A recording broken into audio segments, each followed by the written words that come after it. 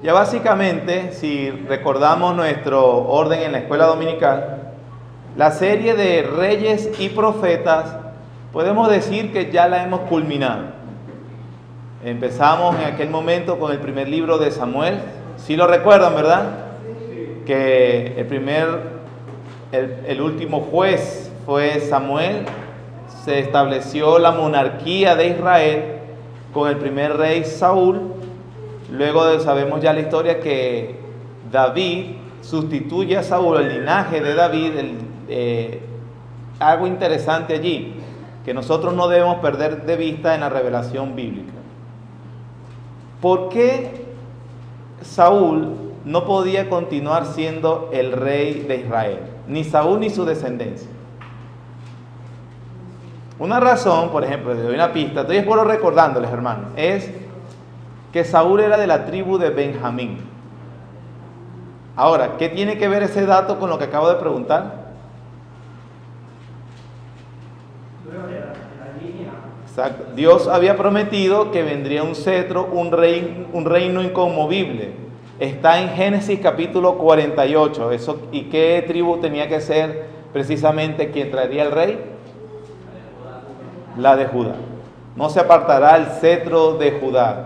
Profetizó Jacob antes de morir, cuando bendijo a sus 12 hijos o a sus 11 hijos y sus 2 nietos, Manasés y Efraín, los hijos de José.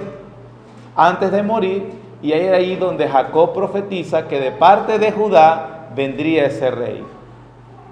Una de las cosas que se recuerdan en la historia de los reyes de Samuel es que Israel pide un rey y Dios le dice, Samuel se duele por la petición y Dios le dice, no te preocupes de lo que te piden, no te desprecian a ti, me están despreciando a mí. Ahora, en la ley de Moisés, en el Deuteronomio, le profetizaba y les decía que iban a tener rey. Entonces, el problema no era tener un rey, porque Dios les dijo que iban a tener un rey, de hecho un rey bueno. Es algo que tenemos que entender. ¿Cuál era el problema? El problema es que Israel quiso establecer su rey por sus propios medios, cuando ellos quisieron. Es algo muy similar con lo que pasó con Abraham. Dios le promete a Abraham, con Sara tendrás un hijo y Dios te voy a bendecir a través de tu descendencia, a través de tu hijo con Sara.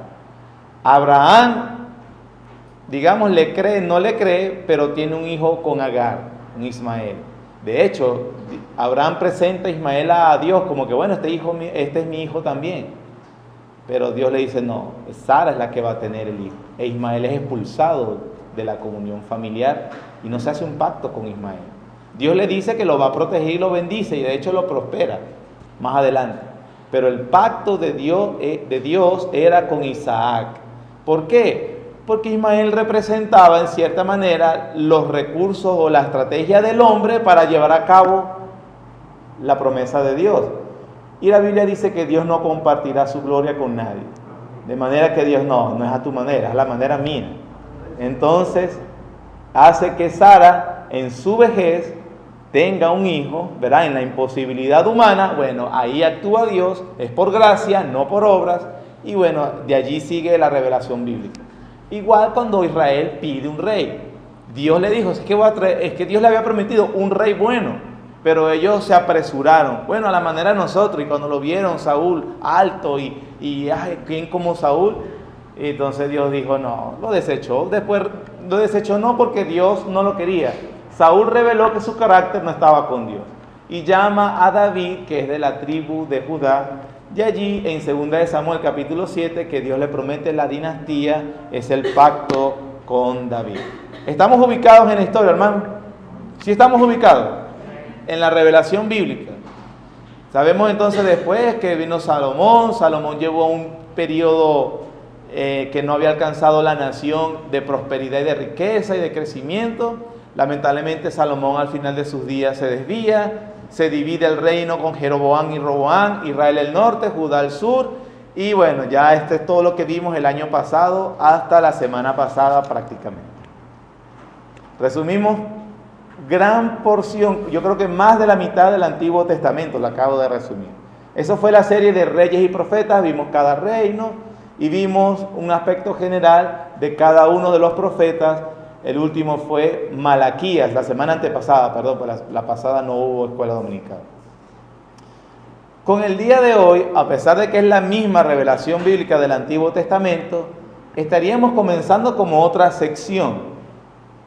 Es el mismo tema, es la Biblia, pero es como otra sección. Estamos hablando ahora de los libros históricos. Ciertamente, cuando vimos reyes y profetas, vimos libros históricos como Samuel, primera y segunda de Samuel, primera y segunda de Crónicas y de Reyes. Son libros históricos. Los tomamos en la serie de reyes y profetas porque ahí nos tienen la narración sobre los reyes que vivieron en la nación. Y los profetas porque profetizaron en esos periodos. Ya Malaquías fue el último profeta que vimos y podemos decir que vimos todos los profetas del Antiguo Testamento. Estamos entonces en la narración bíblica cuando Israel o Judá regresa del cautiverio.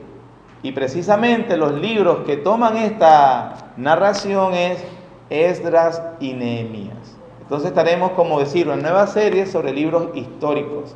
Esdras y Nehemías. Vamos a ubicarnos en Esdras, por favor. 70 años del cautiverio han pasado.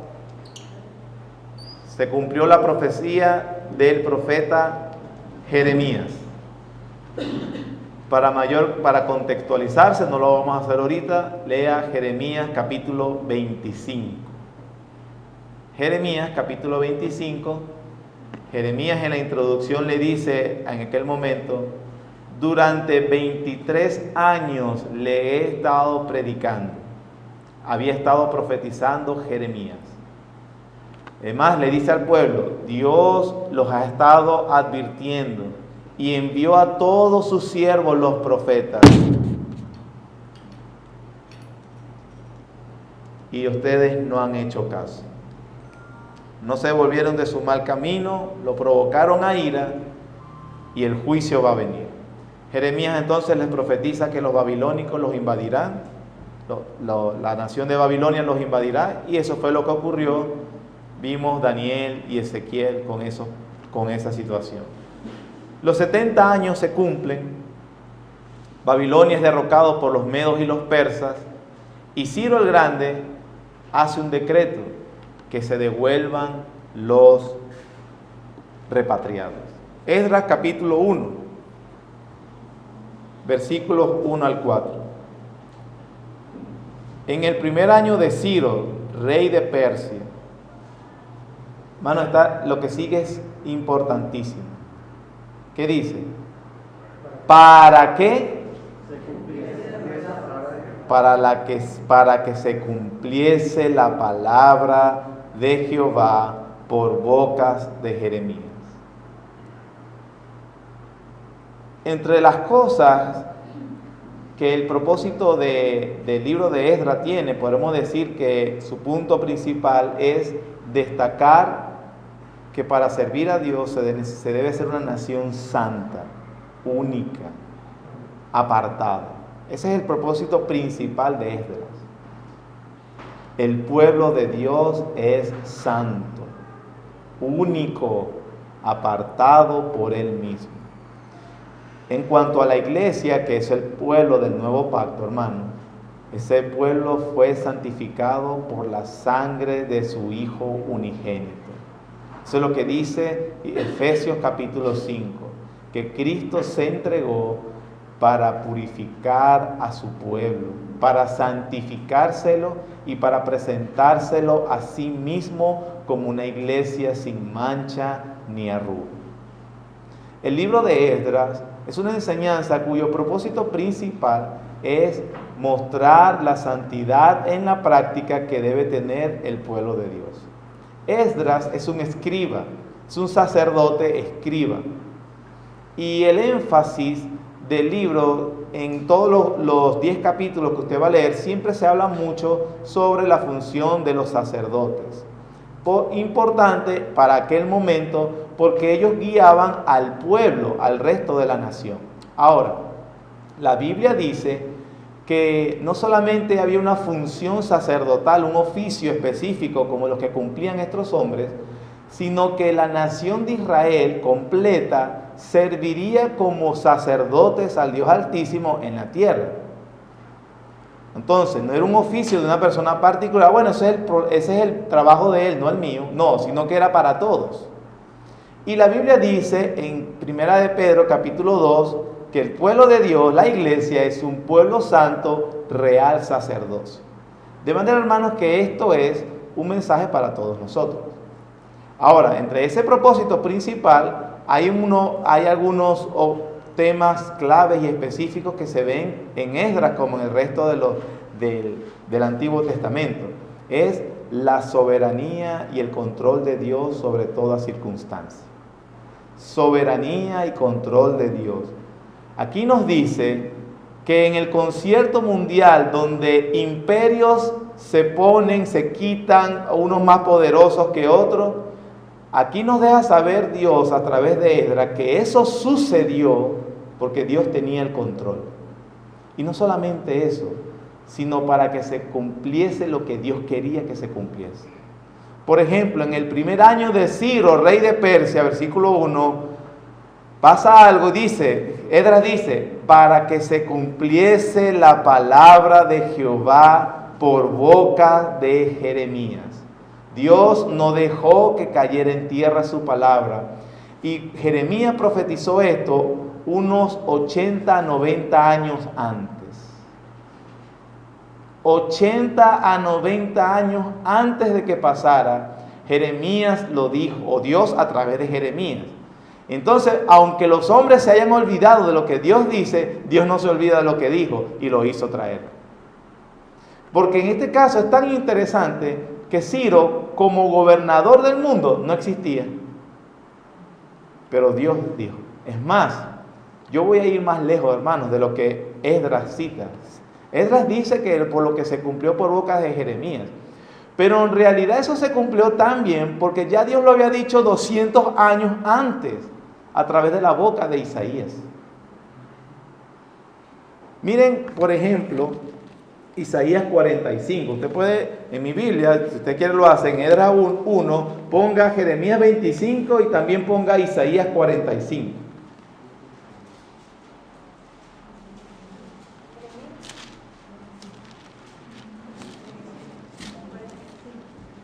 Isaías capítulo 45, sin perder Esdras 1.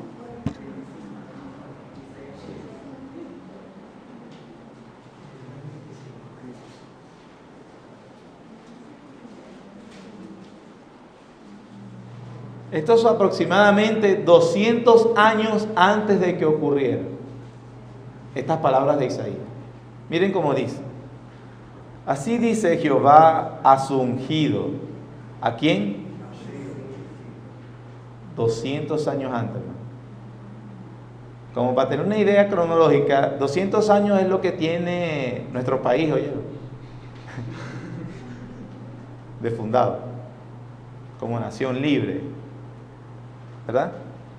Así dice Jehová a su ungido, a Ciro, al cual tomé yo por su mano derecha. ¿Para qué? Sujetar naciones delante de él y desartar lomos de reyes, para abrir delante de él puertas, y las puertas no se cerrarán. Yo iré delante de ti, es lo que le dice Dios a Ciro, y te enderezaré los lugares torcidos, quebrantaré puertas de bronce y cerrajos de hierro haré pedazos, y te daré los tesoros escondidos y los secretos muy guardados. ¿Para qué? Para que sepas que yo soy Jehová, el Dios de Israel, que te pongo nombre. ¿Por qué lo hace Dios? Versículo 4. Por amor de mi siervo Jacob y de Israel, mi escogido, te llamé por tu nombre. Te puse sobrenombre, aunque ¿qué? No me conocí. No, es que no había ni nacido. Y tampoco, algunos dicen, bueno, Ciro era cristiano o creyente en aquel momento. Probablemente no. Porque dice Dios que hace todo eso y aunque tú no me conoces, yo hoy te voy a dirigir. Él le habla de que es ungido y que Él hace lo que Él quiere. Y yo te voy a enderezar todo, pero es la providencia, Dios diciendo antes de 200 años que aparezca, yo voy a hacer que todo sirva para que se cumpla mi palabra. Esa palabra que yo quiero que se cumpla es por amor de Jacob y de Israel, a quien yo elegí. Vean cómo Dios hace todo por su pueblo. Y hermanos, esto ya lo hemos dicho antes, cada vez que usted vea esa relación pactual de Dios con Israel en el antiguo pacto, que en ese momento contextualmente se refiere al Israel étnico, la Biblia dice que ese pueblo de Dios pactual en el nuevo pacto es la iglesia, compuesto por todos los hombres de todas las naciones que están en Cristo. De manera que ese cuidado paternal que vemos de Dios con Israel en el antiguo pacto, para nosotros aplicarlo correctamente, lo podemos aplicar nosotros viéndonos dentro de la iglesia de Cristo. ¿Me estoy explicando? Entonces Dios dice, versículo 4, por amor de mi siervo Jacob y de Israel mi escogido, te llamé por tu nombre, te puse sobrenombre, aunque no me conociste. Yo soy Jehová y ninguno más hay. No hay Dios fuera de mí, yo te ceñiré, aunque tú no me conociste, para que se sepa desde el nacimiento del sol y hasta donde se pone que no hay más que yo Jehová, ninguno más que yo, que formo la luz y creo las tinieblas, que hago la paz y creo la adversidad. Yo Jehová soy el que hago todo esto. Versículo 13, yo lo despertaré en justicia y enderezaré todos sus caminos. El que y soltará mis cautivos, no por precio ni por dones, dice Jehová de los ejércitos. 200 años antes de que ocurran los acontecimientos de Esdras, Isaías, o Dios lo anunció a través de Isaías, lo dijo cómo lo iba a hacer. Es más, hermano, la exactitud de la profecía es tanto que los escépticos hoy en día dicen que es imposible que Isaías haya escrito eso antes de que sucedió, por lo tanto, eso tuvo que haber sido escrito después que sucedió. No dan razones para decir por qué, simplemente es tan exacto que es imposible que alguien sepa con exactitud eso. Bueno, ellos porque no creen en Dios, pero es la palabra de Dios. El pueblo de Dios sabe que séquese la hierba, marchítese la flor, la palabra de nuestro Dios permanece para siempre. Ahora, acabamos de leer la profecía sobre Ciro 200 años antes de que él existiese. Entonces, versículo 1 del Esdras 1, la parte B, despertó Jehová el espíritu de Ciro, rey de Persia, el cual hizo pregonar de palabra y también por escrito por todo su reino, diciendo, así ha dicho Ciro, rey de Persia, Jehová, el Dios de los cielos, me ha dado todos los reinos de la tierra y me ha mandado que le edificase casa en Jerusalén que está en Judá. Quien haya de entre vosotros de su pueblo, sea Dios con él, y suba a Jerusalén que está en Judá, y edifique la casa a Jehová, Dios de Israel. Él es el Dios, la cual está en Jerusalén. Y a todo el que haya quedado en cualquier lugar donde more, ayúdenle los hombres de su lugar con plata, oro, bienes y ganados, además de ofrendas voluntarias para la casa de Dios, la cual está en Jerusalén. Unos versículos, hermanos, que de verdad, si tú vienes trayendo el hilo de la narración de la historia de este pueblo, es para alabar a Dios.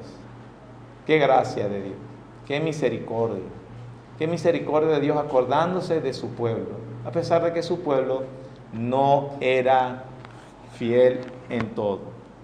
Entonces vemos que se cumple la palabra de Dios profetizada a través de Isaías y luego unos 120 años después por Jeremías confirmado la profecía. El libro de Esdras podemos dividirlo en dos básicamente, en dos puntos quiero decir. Una vez que Ciro hace el decreto para el regreso, y los judíos regresan en 3 olas. 3 olas. La primera a través del rey civil en ese momento, Zorobabel, que es hijo o descendiente del linaje de David. Esa primera ola es lo que nos narra Esdras desde el capítulo 1 hasta el capítulo 6, hasta el final del capítulo 6, la primera ola. Se estima que en Babilonia vivían uno de 2 a 3 millones de judíos. Solo regresaron 50,000 personas. Entonces, regresaron en 3 olas. Este dato es importante. La primera ola se nos narra desde el capítulo 1 hasta el capítulo 6, 50,000 personas aproximadamente nada más, y ellos vienen a través con el liderazgo de Zorobabel, quien iba a ser el rey vasallo de Persia, pero era el rey de ellos en ese momento. Luego hay una segunda ola que regresa de Babilonia hacia Jerusalén. Eso es lo que nos narra Esdras desde el capítulo 7 hasta el final del libro, capítulo 10. Y en esa segunda ola es que regresa Esdras. Esdras no viene en la primera. Esdras viene en la segunda, que narra desde el capítulo 7. En la tercera ola es la que nos narra Nehemías. Entonces ese es el contexto, más o menos no, es el contexto de los libros de Esdras y Nehemías. Nehemías, con el favor de Dios, lo veremos la próxima semana. Entonces el libro de Esdras puede ser dividido en 2 puntos: en la narración y los hechos importantes de la primera ola que regresó, capítulos 1 hasta el 6, y la narración de los hechos de la segunda ola que regresó, capítulos 7 al 10. ¿Vamos hasta el momento? Sencillo, ¿verdad? Vamos bien, van conmigo, exacto. Entonces veamos el primer punto, la primera parte, el retorno de los exiliados, capítulo 1 hasta el capítulo 6 al 22. El decreto de Ciro, ya acabamos de mencionarlo y de leerlo, sobre todas las cosas. Entonces, a partir del versículo 5 del capítulo 1 hasta el 11, se hablan de los preparativos, que fue aquellas donaciones y ofrendas que dieron judíos y extranjeros que estaban en Babilonia, que apoyaron a los 50,000 que se vinieron. Ellos le apoyaron con recursos. Recuerden que para este momento, es un momento también difícil, porque los que están en Babilonia nunca, ya la primera generación había muerto, eran niños que habían nacido y crecido, nunca vivieron en Jerusalén, nunca habían vivido en Jerusalén. Y entonces ya habían establecido sus vidas, imagínense, ya tenían sus trabajos, sus negocios, su vida ya realizada. Tenemos que decir o admitir que probablemente no tenían mucha fe en las promesas, o su relación con Dios no era muy fuerte, y prefirieron no regresar. Pero en su vínculo con los que sí desearon, los apoyaron económicamente. De allí vino el recurso. Y de alguna manera, si estabas en Babilonia, ya establecido tus casas, todo tu negocio, y de repente devolverse ¿para dónde? Para Jerusalén, pero eso es una ciudad destruida, hace más de 70 años. ¿Qué vamos a hacer para allá? Prefirieron quedarse, pero apoyaron económicamente a los que sí vinieron. Luego Esdras registra todo el capítulo 2, es un registro de las familias por casas paternas de los que regresaron, sobre todo haciendo énfasis de las familias sacerdotales. Yo les dije que el propósito del libro principal es mostrar la santidad de Dios. Y el trabajo y el oficio sacerdotal era un trabajo específico que inclusive Dios había dado a una familia. ¿A cuál familia era, hermano? ¿Quién fue el primer sacerdote? Exacto, el primer sacerdote fue Aarón, y obviamente de los lomos de Aarón la tribu de Leví, a quien Dios designó como los sacerdotes de él para siempre, quienes trabajarían. Eso significaba que no podía venir ningún otro judío que no fuera de Leví a ser sacerdote o a hacer el trabajo sacerdotal. Era usurpar, era no tomar en cuenta la palabra de Dios, era llevar el castigo de Dios. En la narración de la familia que regresaron, imagínense cómo es la exactitud de Esdras, la santidad, que hubo un grupo de familias que no se pudo demostrar su linaje de la tribu de Leví. Vamos a leer el capítulo 2, versículo 61. Capítulo 2, versículo 61. Y de los hijos de los sacerdotes, los hijos de Abaía, los hijos de Cos, los hijos de Barzilai, el cual tomó mujer de las hijas de Barzilai Galadita, y fue llamado por el nombre de ellas, estos buscaron su registro de genealogías y no fue hallado, y fueron ¿qué? Excluidos del sacerdocio. Vean que ellos no son pragmáticos ni prácticos. Oye, pero mira, apenas estamos regresando 50,000 y ya la tierra estaba destruida. Vamos a dejar que, bueno, el que quiera que venga y haga el trabajo. ¿Es lo que decía la Biblia? ¿Lo que decía la palabra de Dios? No, tenían que ser genealogía de Leví. Es decir, no puede ser otro. Eran los que Dios había indicado. Es como Dios lo había indicado. Y entonces, en una situación inclusive de escasez de recursos, escasez de personal, situación crítica, vamos a hacerlo como Dios dice. Y había una familia, ¿dónde están sus papeles, su genealogía? Ellos tenían sus registros. No, que sí somos, que mi abuelo, que mi mamá, que mi papá. Probablemente era verdad, no se puede demostrar, fueron excluidos. Esto es sombra, hermanos. La Biblia dice en el Nuevo Testamento, y en ningún otro hay salvación, sino hay un solo Dios y un solo hombre. Perdón que estoy confundido los versículos. Hay un solo mediador entre Dios y los hombres, Jesucristo. El que Dios señaló, dice Juan. Es decir, fuera de Él no hay salvación. No hay camino. Este episodio es muestra de eso. De que se deben hacer las cosas como las indicó Dios. De otra manera, no hay misericordia. Y a pesar de la situación crítica, el pueblo de Israel quería hacer las cosas bien desde el principio y se excluyó, simplemente se excluyeron. Los capítulos 3 al 6 nos hablan entonces de la reconstrucción de el templo. Veamos el versículo 1, capítulo 3. Cuando llegó el mes séptimo y estando los hijos de Israel ya establecidos en las ciudades, se juntó el pueblo como un solo hombre en Jerusalén. Entonces se levantaron Jesúa, hijo de Josadac, y sus hermanos los sacerdotes, y Zorobabel, hijo de Salatiel, y sus hermanos, y edificaron el altar del Dios de Israel para ofrecer sobre él el holocausto, como está escrito en la ley de Moisés, varón de Dios. Nuevamente se hace bastante énfasis en hacer las cosas como Dios lo había demandado. Se echan los cimientos, hermanos, se hacen los preparativos. Dice la Biblia que los sacerdotes comenzaron a festejar, a alegrarse, a regocijarse. Usted lee el resto del capítulo 3, que es una porción de alabanza a Dios. Se hace énfasis en la misericordia de Dios.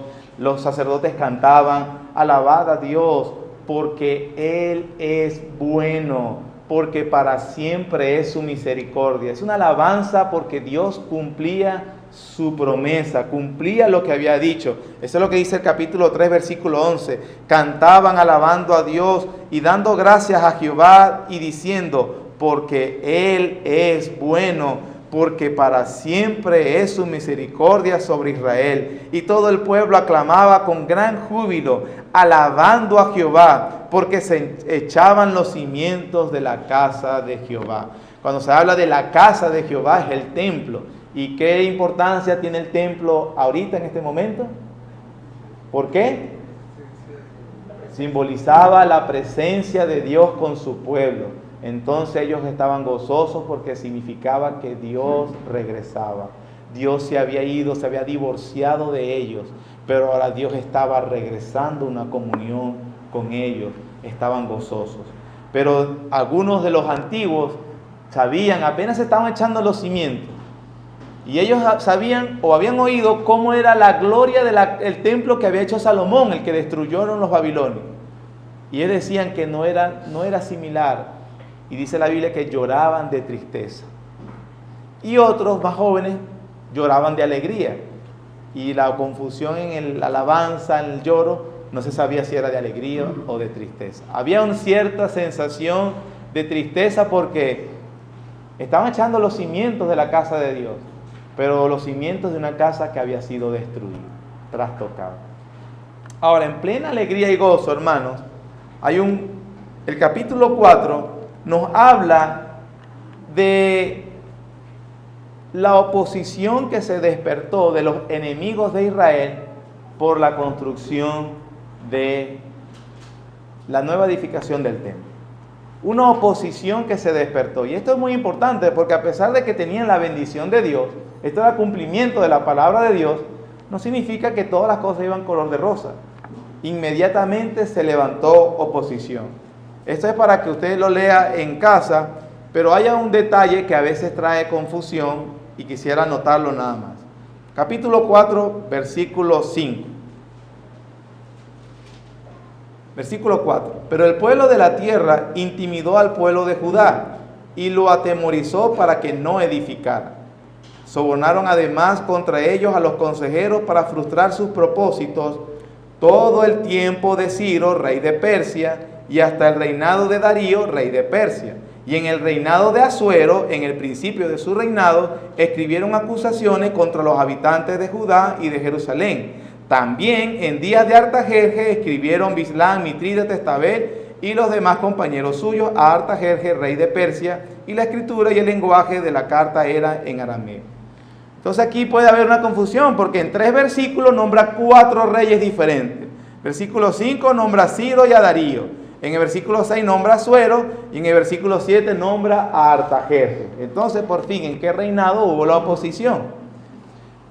Esdras, quien es el autor del libro, el capítulo 4, hablando de la oposición, él no tiene el interés de dar una narración cronológica de cómo sucedieron las cosas. Esdras no lo explica, hermanos, pero en esos 3 versículos hay 80 años de diferencia.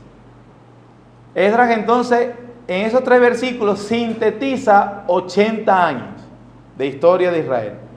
80 años que demoraron entre poner el cimiento, luego vinieron unos obstáculos, unos enemigos, se paró por 15 años la obra, luego Dios manda a Ageo y a Zacarías para que animara al pueblo, comienzan a volver a edificar, más los muros de la ciudad, y todo ese periodo demoró 80 años.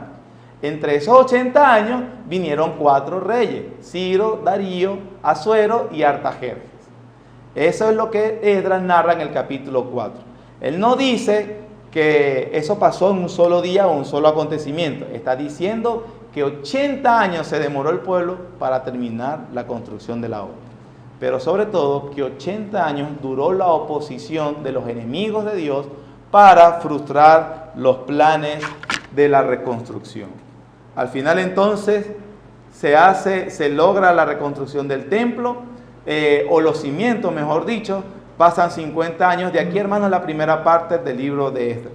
Vamos al capítulo 5, nos dice, versículo 1 y 2, profetizaron Ageo y Zacarías, hijo de Ido, ambos profetas de los judíos que estaban en Judá y en Jerusalén, en el nombre de Dios de Israel, quien estaba sobre ellos.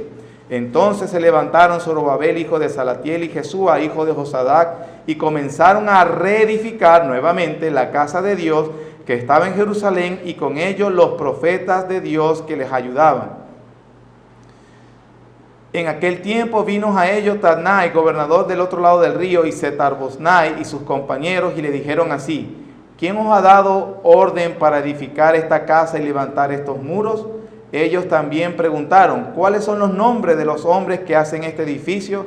Versículo 5, la respuesta: mas los ojos de Dios estaban sobre los ancianos de los judíos, y no les hicieron cesar hasta que el asunto fue llevado a Darío, y entonces respondieron por carta sobre esto. El capítulo 5 entonces, hermanos, nos dice que aquí están los ministerios del profeta Ageo y profeta Zacarías, que ya lo vimos. Uno dice: cónchale, el pueblo empieza animado a construir, porque Dios no los guardó y los protegió para que no hubieran obstáculos de la obra.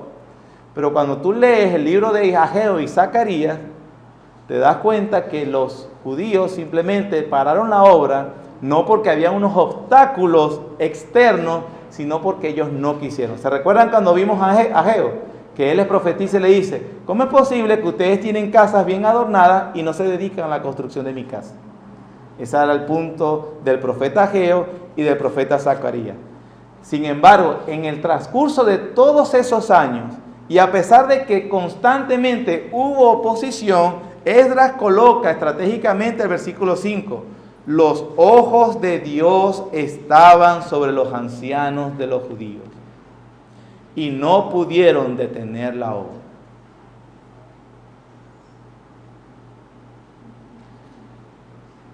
Hermanos, nosotros podemos narrar todos los obstáculos que tenemos en nuestra vida. La Biblia dice que tenemos 3 enemigos principales: Satanás, el mundo y la carne. 3 enemigos fortísimos. De hecho, 3 enemigos que no podemos vencer en nuestras propias fuerzas. 3 enemigos que son más poderosos que nosotros. Pero la Biblia dice: ¿quién es el que ha vencido sino que aquel que ha creído que Jesús es el Cristo? 3 enemigos que por estar en Cristo Dios ha derrotado. Y hermanos, usted podrá tener a Satanás ahí al lado suyo. No me refiero a su esposo ni a su esposa. Usted tiene a Satanás ahí espiritualmente como enemigo. Usted puede tener todo el infierno peleando contra ti. La Biblia dice: las puertas del Hades no prevalecerán. El mundo entero está confabulado contra el pueblo de Dios. La Biblia dice que ya lo vencimos. La carne, hermano, tenemos que orar como Nehemías. El enemigo está dentro de la fortaleza. Nos filtraron. ¿Qué significa eso? El enemigo está aquí. Hay 2 ya identificados afuera, pero el otro está aquí, está aquí. Oh, Dios mío. Pero ¿qué dice la Biblia? Que el Dios ha venido y nos ha libertado del pecado y nos ha hecho esclavos de la justicia. Entonces nosotros podemos llevar a cabo, hermanos, lo que Dios quiere para nuestras vidas, porque como lo dice el versículo 5 del capítulo 5, los ojos de Dios están sobre su pueblo. Y Jesús vino a deshacer las obras. Exactamente, exactamente. No se puede detener la obra de Dios en nuestras vidas. El que comenzó la buena obra, la perfeccionará hasta el día de Jesús. El que se comprometió con su pueblo y lo rescató, prometió no abandonarlo y completar su obra, ¿no? Es un pacto hecho en la sangre de su Hijo. Yo nunca te dejaré, ni nunca te desampararé. De manera que podemos decir confiadamente: el Señor es mi ayudador, ¿de quién temeré? Los enemigos están, hermano. Así como este pueblo estaban los enemigos duramente saboteando. Los enemigos están en nuestra vida saboteando. Nosotros mismos saboteando la obra de Dios en nuestra vida. Pero Dios promete que no se detendrá. La de su pueblo no se detendrá. Vamos ya estamos terminando la segunda parte, el segundo punto del libro es el segundo regreso, la segunda ola. Y esta vez con Esdras. La primera fue liderizada por el rey civil Zorobabel. La segunda viene con Esdras. Con Esdras. Versículo 1 del capítulo 7. Pasadas estas cosas, a veces en el reinado de Artajerjes, rey de Persia, Esdras, hijo de Seraías, hijo de Saraías, hijo de Hilcía, ahí hace una genealogía, pero ese punto, para que lo anote si quiere, esa palabrita, pasadas estas cosas, del versículo 1, significa que del último versículo del capítulo 6, a esa palabra de pasadas estas cosas, hay 50 años de diferencia. Entonces, pasaron bastantes cositas, ¿verdad? Son 50 años de diferencia. Entonces viene Esdras. Se hace entonces en esta segunda parte una presentación de Esdras en los primeros 10 versículos. Lo que vamos a destacar, Esdras entonces destaca aquí que él es del linaje de Aarón. Aquí hablando de la legitimidad de la reforma que él va a traer. Por cierto que el libro de Esdras es una reforma del pueblo de Dios. Los primeros 6 capítulos, una reforma de las estructuras. Reconstruir el templo, reconstruir la ciudad, reconstruir el muro, eran la estructura. Pero a partir del 7, con la venida del sacerdote Esdras, del escriba Esdras, entonces viene la reforma espiritual. Porque Esdras conoce la ley de Dios y Esdras es enviado para enseñar al pueblo a temer a Dios. ¿Cuáles son las características de Esdras? Versículo 6 del capítulo 7. Este Esdras subió de Babilonia. Era escriba diligente en la ley de Moisés que Jehová Dios de Israel había dado, y le concedió el rey todo lo que pidió, porque la mano de Jehová su Dios estaba sobre Esdras. Hermanos, Artajerjes, otro rey pagano, siendo un siervo de Dios, como vimos al principio, Dios le dio una gracia a Esdras. Y dice la Biblia que Artajerjes le dio todo lo que Esdras necesitó para llevar a cabo su obra. Dios utilizó, hermano, utiliza los recursos que Él quiere. Y dice la Biblia que Dios estaba sobre él. ¿Por qué? Porque era diligente en la ley de Moisés. Acabo de decir que los ojos de Dios están sobre su pueblo. La obra de Dios no se va a detener sobre ti o sobre mí, hermano, si eres pueblo de Dios. Pero una característica de ese pueblo es que están inclinados a ser diligentes. Hermanos, tengo que explicar el significado de la palabra diligencia. Una persona, versículo 10, porque Esdras había preparado su corazón para inquirir la ley de Jehová y para cumplirla y para enseñar a Israel sus estatutos y decretos. Un hombre que se preparó. La ley de Dios no le llegó de golpe, ni fue un día soñando. Él se preparó, fue diligente. Él hizo todo lo que fue necesario para aprender. Y vivía en Babilonia como esclavo. No estaba en una suite presidencial del Hotel Hilton de Israel con todas las comodidades. Porque si no tengo las comodidades, yo no puedo prepararme, Dios. No. Era un esclavo en Babilonia y era un escriba diligente. Y Dios estaba sobre él.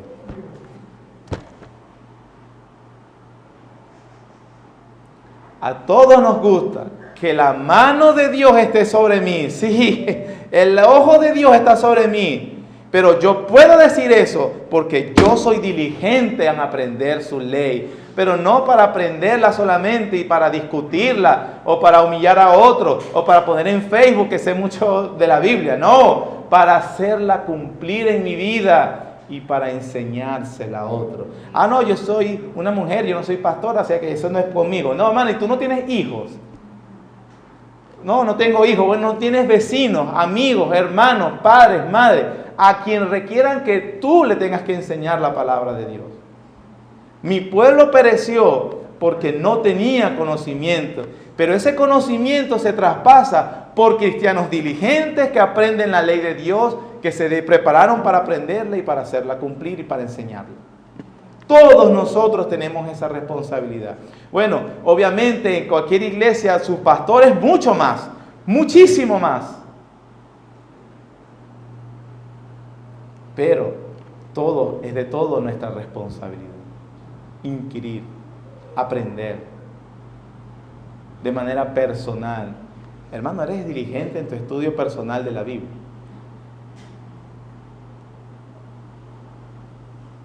Ya sea, bueno, hermano, es que yo leo y no entiendo. Ajá, y buscaste, preguntaste para entender. Le preguntaste a otro hermano.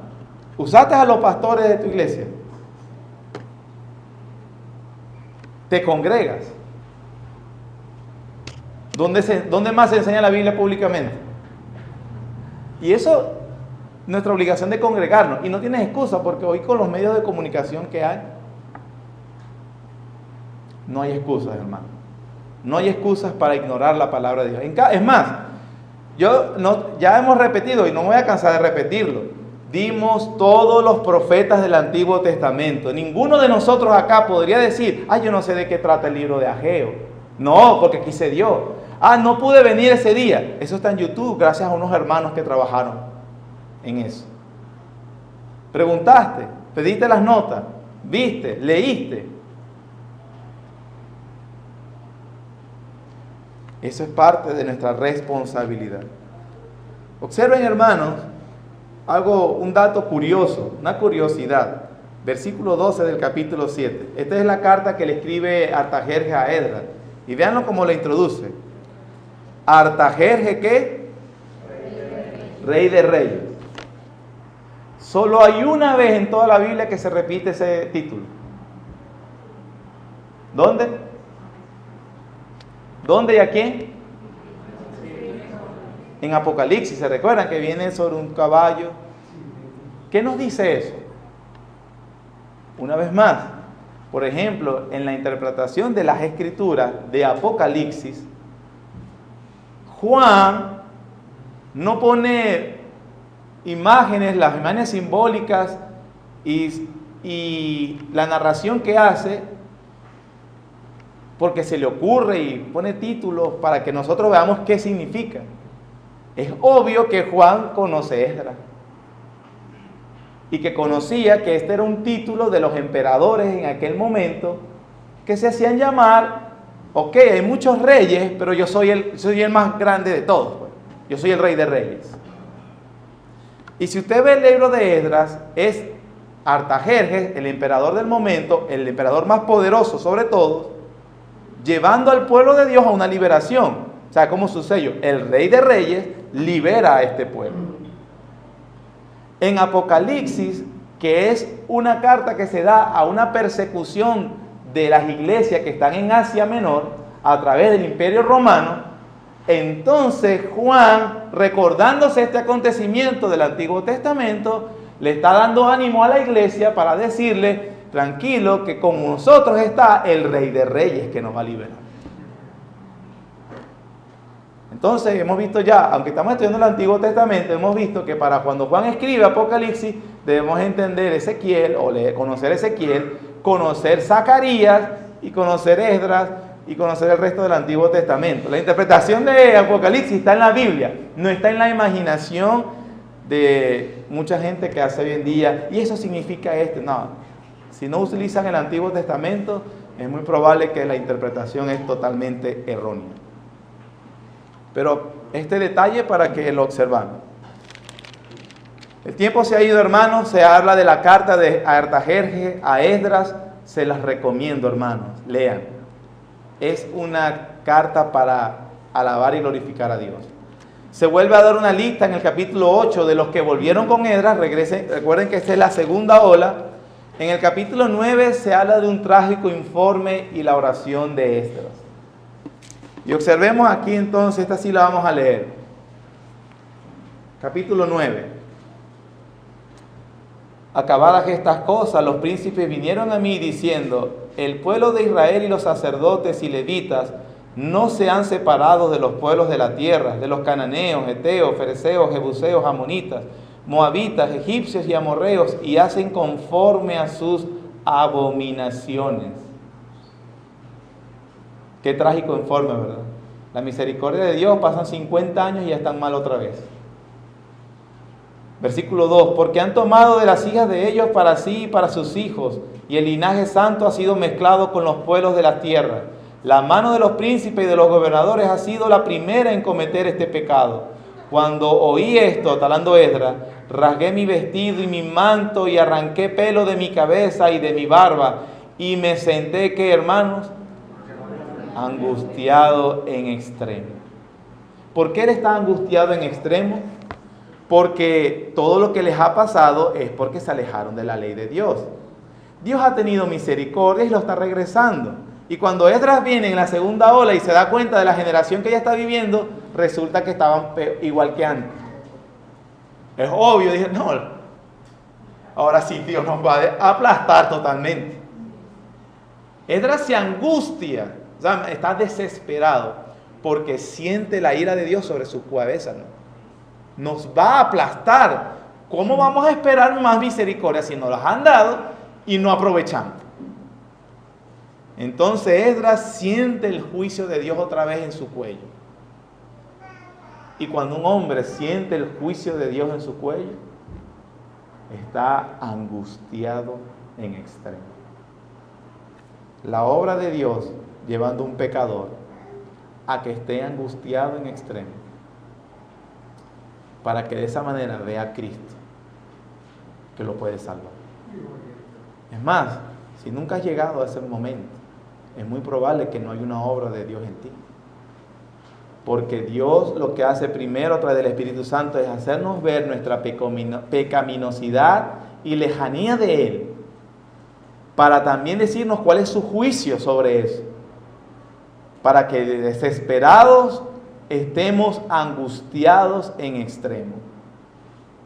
Y esa es la condición perfecta para atesorar a Cristo como Salvador. Porque si me das un medicamento para la gripe y yo no tengo gripe, te voy a decir, hermano, si quieres déselo a alguien que sí tenga, pero yo no tengo gripe. Es decir, no me interesa el medicamento, o no estoy interesado, mejor dicho, no quise decirlo tan despectivo. Mientras nosotros no sepamos que sin Cristo estamos en angustia en extremo, nunca valoraremos ni apreciaremos a Jesucristo. Versículo 4. Y se me juntaron todos los que temían las palabras del Dios de Israel.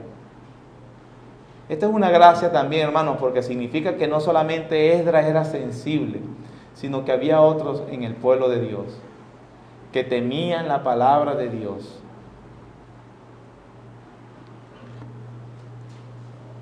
Versículo 5. Versículo 4. Se me juntaron todos los que temían la palabra del Dios de Israel a causa de la prevaricación de los del cautiverio. Mas yo estuve muy angustiado hasta la hora del sacrificio de la tarde. A la hora del sacrificio de la tarde me levanté de mi aflicción y habiendo rasgado mi vestido y mi manto, me postré de rodillas y extendí mis manos a Jehová mi Dios. Y dije, hermano, esta oración es modelo para que sepamos orar. Y dije, Dios mío, confuso y avergonzado estoy para levantar, oh Dios mío, mi rostro a ti. Porque nuestras iniquidades se han multiplicado sobre nuestra cabeza y nuestros delitos sobre nuestra cabeza. Nuestros delitos han crecido hasta el cielo. Desde los días de nuestros padres hasta este día hemos vivido en gran pecado y por nuestras iniquidades nosotros, nuestros reyes y nuestros sacerdotes hemos sido entregados en manos de los reyes de la tierra a espada, a cautiverio, a robo, a vergüenza que cubre nuestro rostro como hoy día.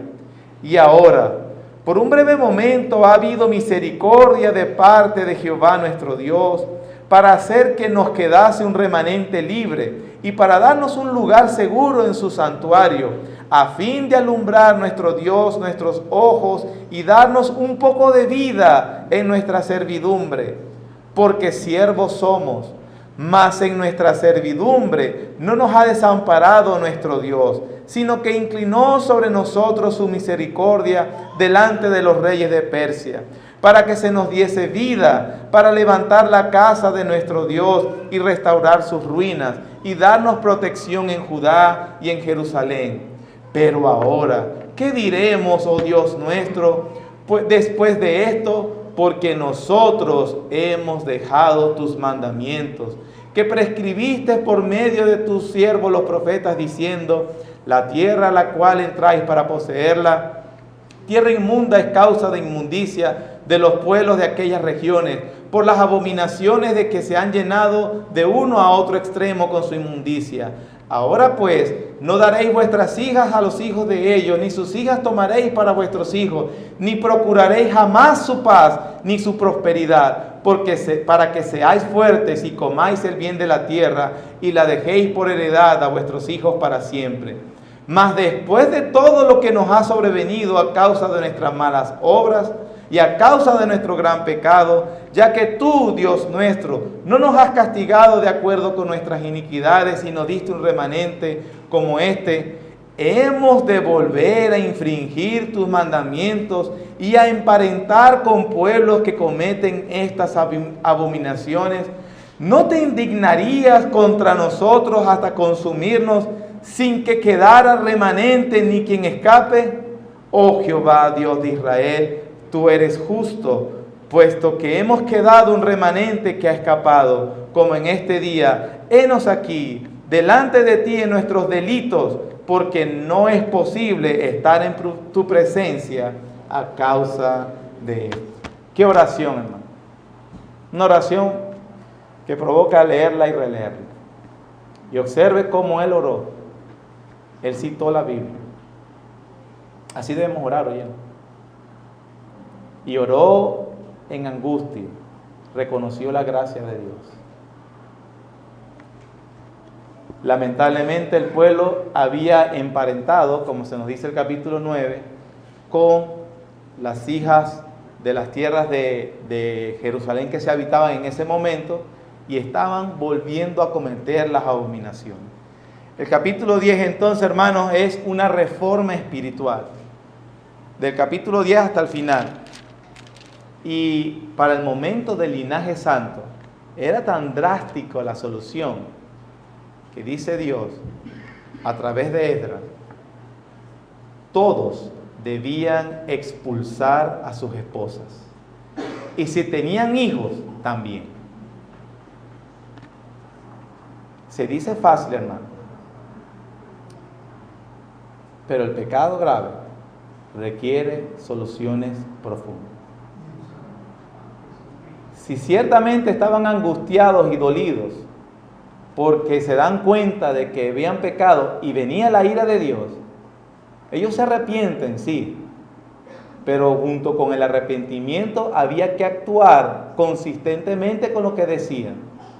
El capítulo 10, el resto, nos narra que ellos expulsan, se divorcian de sus esposas paganas.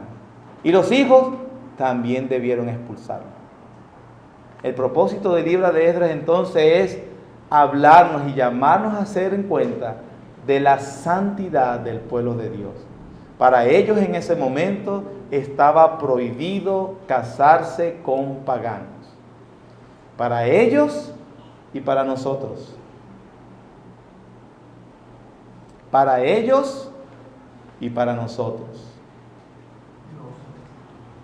Está prohibido por la ley de Dios. Cualquier relación que tú, siendo que te llames cristiano o que perteneces al pueblo de Dios y estás coqueteando con considerar una unión con alguien que no es de la fe, el juicio de Dios está sobre ti. Nuevamente, en el capítulo 7 de la primera carta a los Corintios se dan unas instrucciones sobre la situación ahora cuando uno llega a Cristo y ya está casado con un incrédulo o con una incrédula. ¿Por qué la diferencia? Para el antiguo pacto, los aspectos externos eran importantes porque eran señales de la comunión interna que había en el pueblo. No se podían emparentar con pueblos con mujeres u hombres de otras naciones, y eso era señal de la santidad del pueblo de Dios para el tiempo que estamos en el antiguo pacto. En el nuevo pacto, en Cristo Jesús, la señal es la santificación que hace Cristo en el corazón del hombre. Por lo tanto, no es una señal externa, sino interna. Y cuando somos llamados en el Evangelio, ya estando casados con una no cristiana o no cristiano, no interrumpe la santidad porque el Espíritu de Cristo mora en cada creyente en particular. Sin embargo, Sin embargo, la Biblia dice claramente que, ok, mientras tu esposo incrédulo o esposa incrédula no tiene problemas de tu nueva relación con Cristo, no te separes, dice Dios.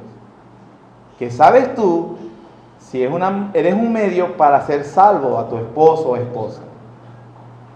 Pero en el momento que esta persona comienza a ser un obstáculo para la fe, para la santidad y para la obediencia a Dios, la Biblia dice, sepárate. Y esto lo he aclarado yo ya varias veces porque algunas buenas personas con muy buenas intenciones enseñan a los creyentes de hoy decir que está prohibido separarse. Eso no es verdad. Hay dos condiciones. Una de esas es el abandono, que es precisamente si se quiere separar, que se separe. ¿Por qué?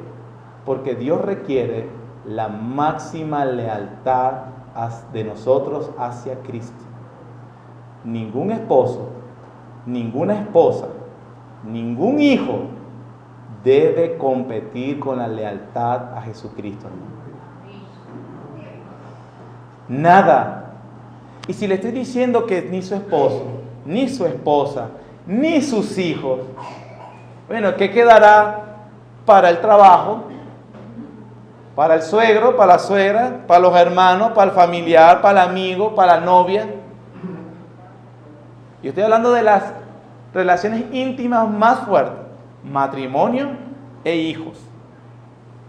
No deben competir con nuestra lealtad a Cristo. De otra manera, estamos cayendo en el pecado de la idolatría. El Señor nos ayude a ser un pueblo santo. Santo. Esdras y Nehemías están puestos para eso. Amén. Gracias, Señor, por este día. Gracias por esta escuela dominical que hemos podido aprender. Señor, ayúdanos a aplicarlo, Señor, correctamente, a entender en el nuevo pacto, Señor, cómo se cumple esa santidad en Cristo Jesús. Gracias, Señor, por el privilegio que nos das. Te rogamos, Padre, que nos bendigas en el resto de la mañana. Estaremos celebrando el culto general todos juntos y dirijas todas las cosas para tu gloria y tu honra. En el nombre de Jesús. Amén y amén.